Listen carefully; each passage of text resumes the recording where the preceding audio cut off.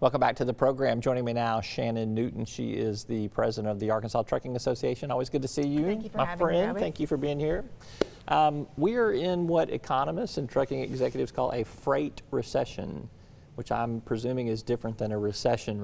What is a freight recession? How does it impact the trucking industry? Well, it's very much like a recession.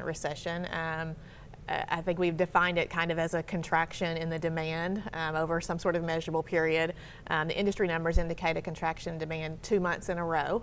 And so what you see is essentially the freight economy leading the anticipated recession that hasn't really come. I think we've all been surprised a little bit by the fact that the overall economy has not slipped into a recession this year. Consumers continue to surprise with their spending on really non-manufactured goods. And so I think you've seen significant demand in discretionary spending for things that we regularly transport.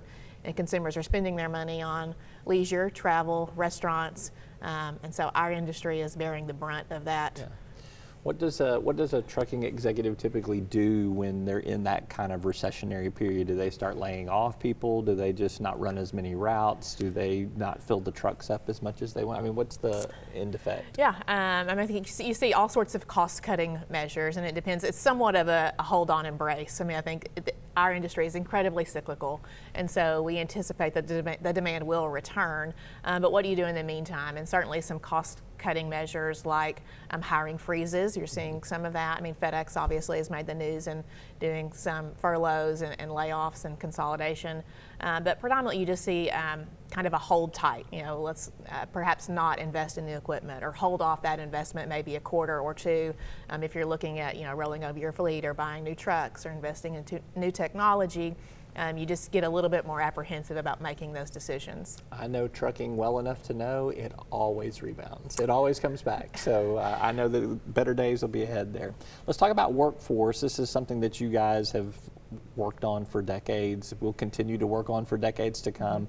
Where you mentioned that obviously right now there's probably a holding pattern on workers, but you always have older workers leaving the workforce and you got to recruit new workers in. What's going on kind of at the state level in terms of investment in workforce, and how do you feel about the potential pipeline that's coming?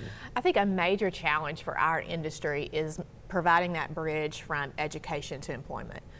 We as an industry have suffered to provide an easy 1, 2, 3 to young people entering the industry.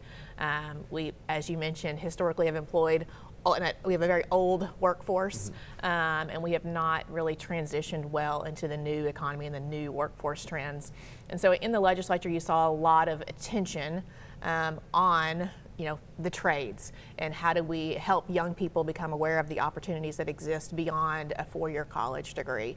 And so really everything that came out of the governor's package, as well as some other individual legislative efforts with regard to making scholarships more accessible, educating young people about those careers, having people in the school, whether it be their counselors or those aides who are coming alongside the students, having the information, because a lot of times people don't realize that you can make $75,000 or $85,000 without a 4-year degree in our industry in rural Arkansas. Yeah, the governor has restricted a workforce cabinet. I presume that trucking workers will be a key and pivotal point of that. Yes, we're very excited about Mike Rogers. He comes from our industry, or at least has some experience tangent to some of the challenges that our industry has endured. And so we do feel like having him in that position, and also just the willingness to kind of shake up the way that we've always done things. I think we're really excited about the opportunity that presents. All right, I got about 30 seconds left. Really quick,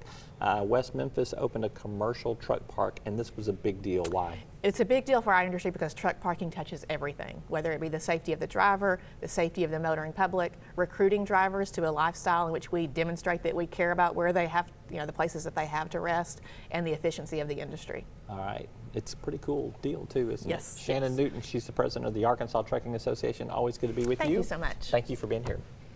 We're back to wrap up right after this.